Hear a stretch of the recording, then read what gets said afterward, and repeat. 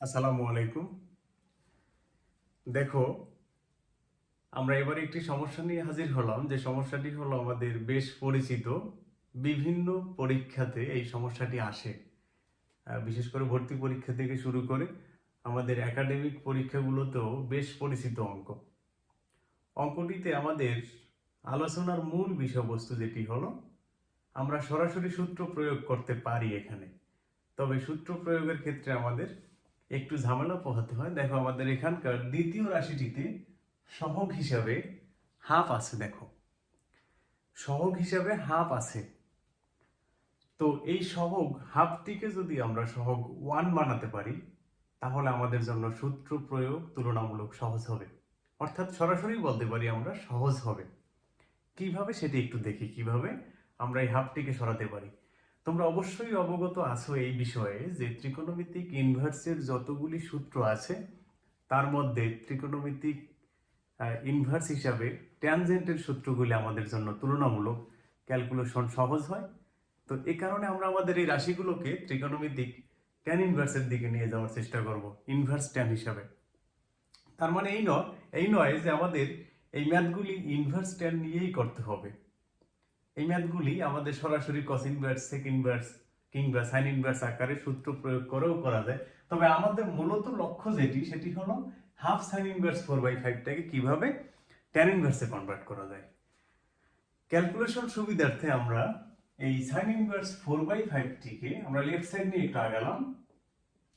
দেখো, cos inverse 1/√5 এটিকে যদি আমরা ট্যান ইনভার্সে কনভার্ট করতে চাই, তাহলে দেখো ভূমি হিসাবে আছে হলো 1, ভূমি হিসাবে আছে হলো 1, অতিভুজ হিসাবে হলো √5। তার মানে অতিভুজ স্কয়ার মাইনাস হলো ভূমি স্কয়ার মাইনাস, এটিকে আমরা একটু ক্যালকুলেশন করে নিতে পারি cos ইনভার্স।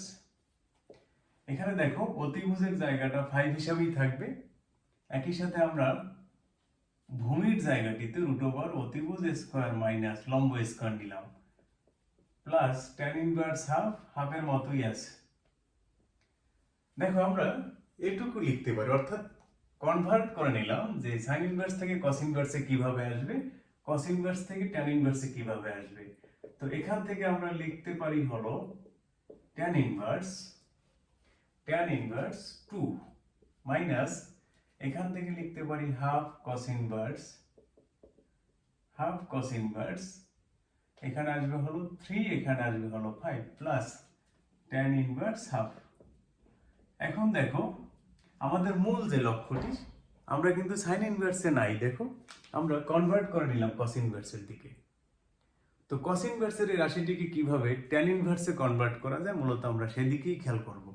আমাদের লক্ষ্য, আবার বলি, দেখো কস ইনভার্সকে কিভাবে ট্যান ইনভার্সে কনভার্ট করা যায় সেদিকে আমরা যাওয়ার চেষ্টা করব।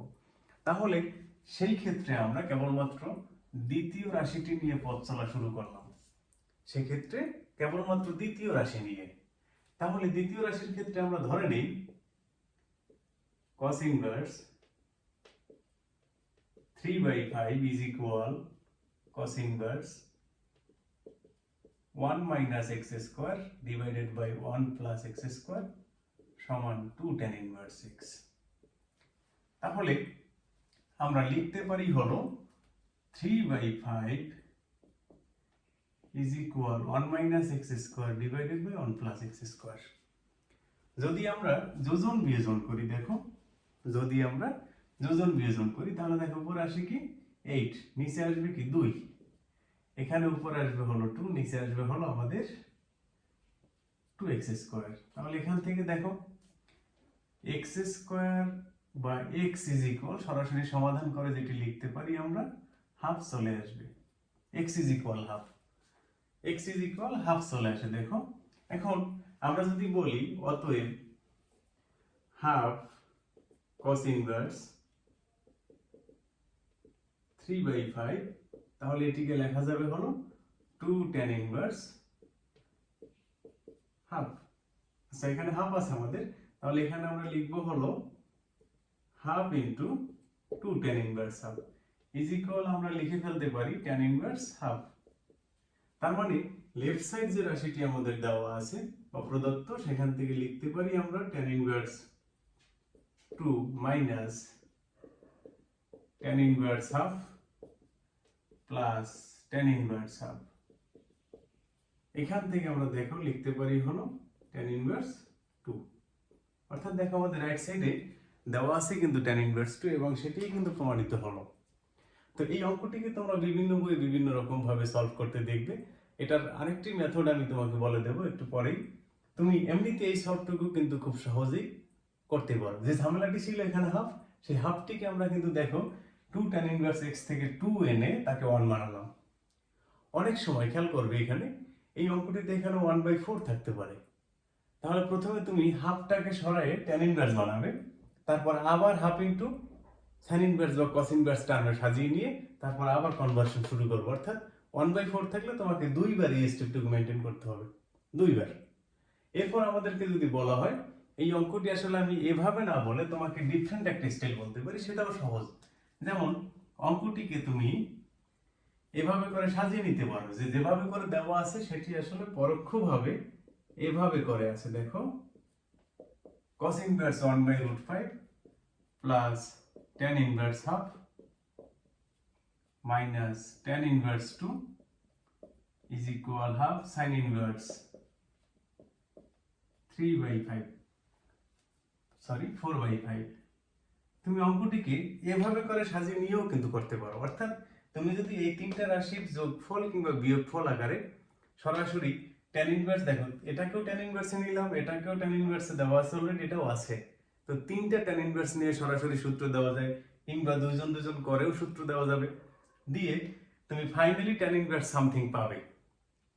তো সেখানে হাফ ইনটু 2 tan ইনভার্স সূত্র প্রয়োগ করলে দেখো এই তিনটা মিলে তুমি যখন tan ইনভার্স কিছু একটা পাবে, তারপর যখন সূত্র দিবে হাফ ইনটু 2 tan ইনভার্স, সেই 2 tan ইনভার্স x থেকে sin ইনভার্সে কিন্তু সূত্র কনভার্ট করা যায়। যেমন 2 tan ইনভার্স x সমান আমাদের জানা আছে sin inverse 2x divided by 1 plus x square.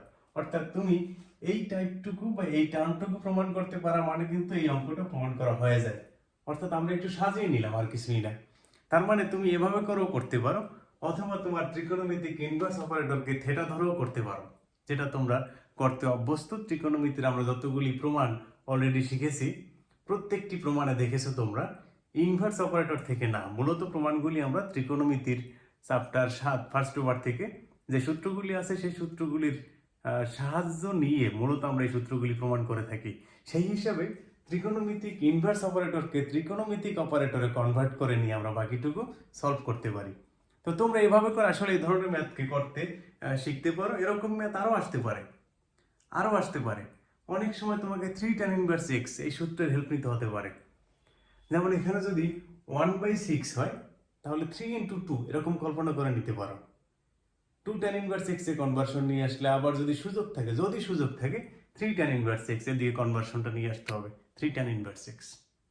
তো আশা করি তোমরা এই ধরনের সমস্যাগুলি নিজেরা চেষ্টা করলে সলভ করতে পারবে। তো আমরা এর পরবর্তীতে দেখি আবার কি সমস্যা নিয়ে তোমাদের সামনে নিয়ে আসা যায়। তো আজকে এ পর্যন্তই থাক, সবাই ভালো থেকো, আল্লাহ হাফেজ।